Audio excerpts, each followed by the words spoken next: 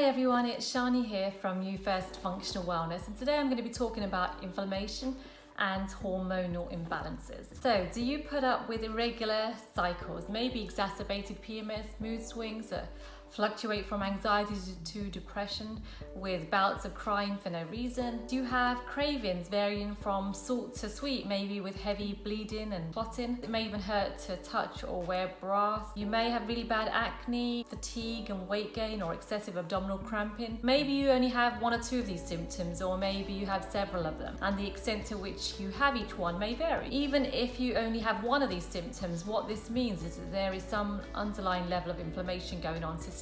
It doesn't tell us anything about the cause of the inflammation. We all have some level of inflammation going on, which is okay and needed in fact, but it's when the inflammation becomes this chronic and low-grade inflammation, it can present with symptoms like I mentioned. Unfortunately, you may have often heard your friends or your family members say that they have the same issues and so think they are normal. You may even think your mum had these symptoms and so they're just passed on to you in your genetics. But what I want you to recognize is that yes, you may be predisposed to something because of your genetics, but it's what you're actually doing to your body that will mean the symptoms will or will not show up. Also, I really want you to recognize that just because you share these similar symptoms with your friends and other females you talk to, just because you hear that they are common amongst women, in no shape, way or form does it mean that they are normal. It's common to have mild pain and cramps during the bleeding part of your cycle, but it's not normal to be doubled over, not being able to function and being dependent on pain meds.